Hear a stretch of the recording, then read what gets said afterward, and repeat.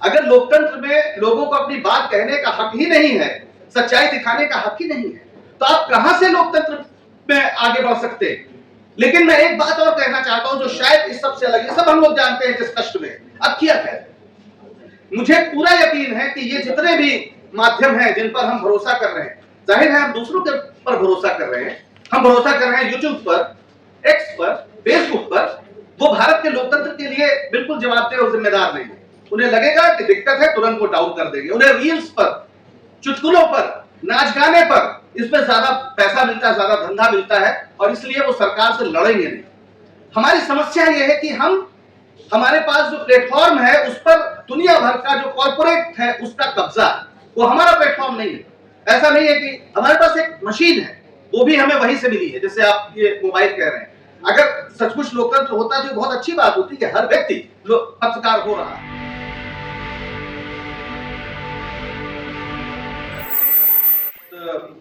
पुराने मित्र और सांसद संजय भाई, सम्मानित मंच और प्यारे दोस्तों, मत कहो आकाश में कोहरा रहना है, ये किसी की व्यक्तिगत आलोचना है।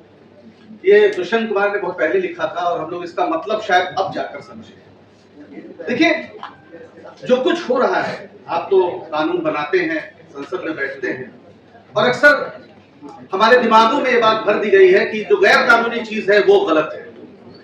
पर हम एक ऐसे दौर में हैं जब कानून ही गलत है, क्योंकि संविधान सिर्फ लेटर नहीं होता है, स्पिरिट भी होती है। यानी उसमें आत्मा, क्या लोकतंत्र की आत्मा है या नहीं है। सरकार ने एक कानून बना दिया है, और वो कानून जिसमें आईटी एक्ट अभी संशोधन होकर लागू हो गया है, जिसमें ये कह दिया गया है कि जितने भी प्लेटफॉर्म है, सोशल मीडिया प्लेटफॉर्म है, एक्स हो, मेटा यानी फेसबुक हो, या आपका यूट्यूब हो, अगर सरकार कहती है कि इस कंटेंट को हटाओ, इस पेज को डाउन करो, इस यूट्यूब चैनल को खत्म करो, तो ये कंपनियां बाध्य हैं। ये कंपनियां कभी अभिव्यक्ति की आजादी के नाम पर खड़ी हुई थी। हालांकि ये धंधा है और व्यापारी है वो लोग, ऐसा नहीं है कि वो लोकतंत्र के पहलुए हैं, लेकिन चूंकि अभिव्यक्ति की आजादी या अभिव्यक्ति भी अपने आप में कारोबार है, कौन बेहतर तरीके से अभिव्यक्त करता है उसके लिए अच्छा मंच हो तो वो एक बिजनेस भी है। तो ये लोग ये सोचकर उसमें आए थे। लेकिन आज जो स्थिति है, एक तो जो लोग थोड़ा लड़ रहे थे, जैसे जब ट्विटर था तो उसके जो पुराने मालिकान थे उन्होंने कुछ कोशिश की, लेकिन उसे एलन मस्क ने खरीद लिया और फिर ट्रंप के पक्ष में पूरा इस्तेमाल किया। तो वहां पर एक अलग गंदगी चल रही है। दिक्कत क्या है कि भारत में हम लोग जो कभी तमाम मुख्य धारा मीडिया में काम करते थे, मैं अपना उदाहरण संक्षिप्त में ये आपको बताना चाहता हूं। मैं 2014 तक टीवी में लंबे समय तक रहा। 2015 में मैं वहां से निकाला गया, मैं ITN 7 का एसोसिएट एडिटर था, बर्खास्त किया गया, ये मुझे मेडल मिला।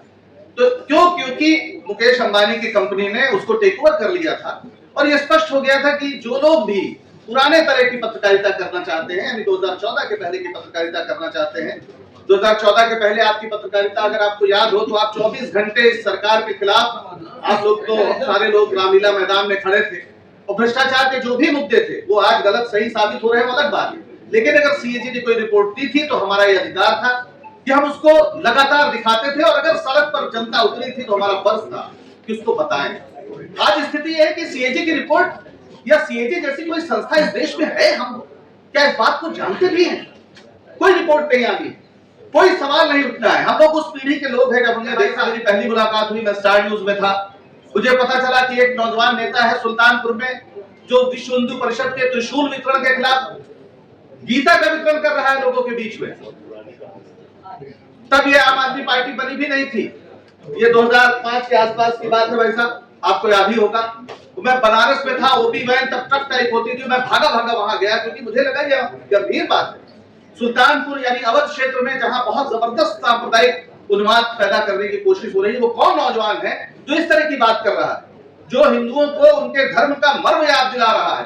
धृत क्षमा दमोस्तयम शौचम इंद्रिय निग्रह धीर विद्या सत्यम अक्रोध दशमम धर्म लक्षण। इसमें कहीं क्रोध और उन्माद, नफरत, इस सब की कोई गुंजाइश नहीं है। तो कौन है वो व्यक्ति? और मैं वहां से भाग के गया और मैंने स्टोरी की कि वो है संजय सिंह।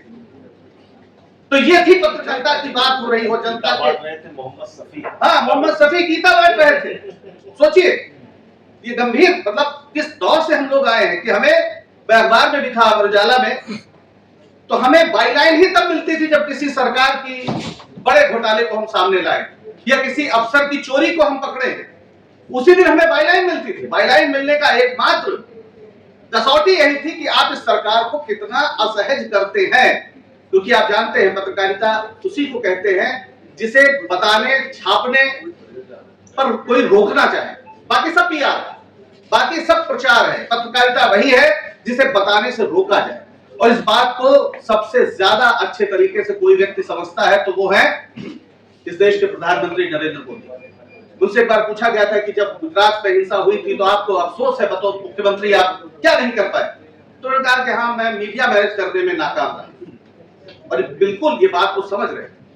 2014 में जब चुनाव हो रहा था तो हमारे संपादक रहे स्टार न्यूज में, एबीपी जो बाद में हुआ, सासी जमा, उन्होंने एक इंटरव्यू लिया तो मीडिया के बारे में कोई बात हुई तो नरेंद्र मोदी ने कहा कि अगर मीडिया डर जाए तो वो मीडिया कहलाने लायक नहीं है, वो लोकतंत्र के लिए घातक है। और मेरी निगाह में पूरे इतिहास में यही वो सच बात उन्होंने कही। और चूंकि इस बात पर उन्हें यकीन है कि लोकतंत्र के लिए मीडिया जरूरी है और वो लोकतंत्र पर यकीन नहीं करते हैं, इसलिए मीडिया का नाश करना, उसकी हत्या करना उनका सबसे बड़ा प्रोजेक्ट है। और इसीलिए उन्होंने इस देश के जितने भी बड़े मीडिया संस्थान थे, वो पहले भी व्यापारी थे, आज भी व्यापारी है। फर्क क्या है? फर्क यह है कि पहले वो सरकार के खिलाफ बोलते थे तो उन्हें यह डर नहीं था कि उनके विज्ञापन रुक जाएंगे या उन पर कोई कार्रवाई होगी। अब ये डर है कि अगर कुछ बोला तो कार्रवाई होगी, आपके खिलाफ कुछ भी हो सकता है। और इसलिए जो सिर्फ व्यापारी थे उन्होंने सबसे पहले दंडवत किया, पत्रकारों ने दंडवत नहीं किया, उनके मालिकों ने दंडवत किया। तो जब मालिक दंडवत कर गए तो उसके बाद आप जैसे लोग, तमाम लोग सड़कों पर आ गए, सोशल मीडिया का आपको एक सहारा मिला और आपने सोचा कि नहीं, सच्चाई बताना जरूरी है। क्योंकि जैसे शरीर में आपके हीमोग्लोबिन की कमी हो जाए तो आप कमजोर हो जाएंगे, आपका प्रतिरक्षा तंत्र कमजोर हो जाएगा और आप बीमारी से लड़ नहीं पाएंगे।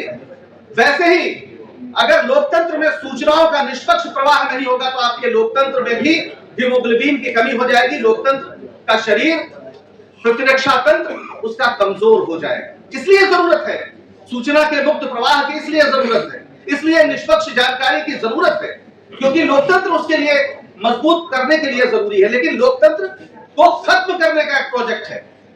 आज ये भारत का सारा मीडिया विश्वगुरु का बजा रहा है बाजा। हकीकत क्या है? वी डैम, जो वैरायटी ऑफ डेमोक्रेसीज, जो स्वीडन की कंपनी है, जो आपको लगातार आपका देती है कि आप कहां पर खड़े हैं, वो कह रही है कि भारत में जो डेमोक्रेसी है वो एक इलेक्टोरल ऑटोक्रेसी की ओर बदल गई। आप 107वें नंबर पर हैं, आपका मीडिया 151वें नंबर पे है। आप कैसे विश्वगुरु बन सकते? अगर लोकतंत्र में लोगों को अपनी बात कहने का हक ही नहीं है, सच्चाई दिखाने का हक ही नहीं है, तो आप कहां से लोकतंत्र में आगे बढ़ सकते हैं? लेकिन मैं एक बात और कहना चाहता हूं जो शायद इस सबसे अलग है। सब हम लोग जानते हैं जिस कष्ट में अब किया है। मुझे पूरा यकीन है कि ये जितने भी माध्यम हैं जिन पर हम भरोसा कर रहे हैं, जाहिर है हम दूसरों के पर भरोसा कर रहे हैं, हम भरोसा कर रहे हैं यूट्यूब पर, एक्स पर, फेसबुक पर, वो भारत के लोकतंत्र के लिए बिल्कुल जवाबदेह और जिम्मेदार नहीं है। उन्हें लगेगा कि दिक्कत है, तुरंत वो डाउन कर देंगे। उन्हें रील्स पर, चुटकुलों पर, नाच गाने पर, इसमें ज्यादा पैसा मिलता है, ज्यादा धंधा मिलता है, और इसलिए वो सरकार से लड़ेंगे नहीं। हमारी समस्या यह है कि हमारे पास जो प्लेटफॉर्म है उस पर दुनिया भर का जो कॉर्पोरेट है उसका कब्जा है, वो हमारा प्लेटफॉर्म नहीं है। ऐसा नहीं है कि हमारे पास एक मशीन है, वो भी हमें वहीं से मिली है, जैसे आप ये मोबाइल कह रहे हैं। अगर सचमुच लोकतंत्र होता तो बहुत अच्छी बात होती कि हर व्यक्ति पत्रकार हो रहा है, लेकिन नियंत्रित करना उनके हाथ में है।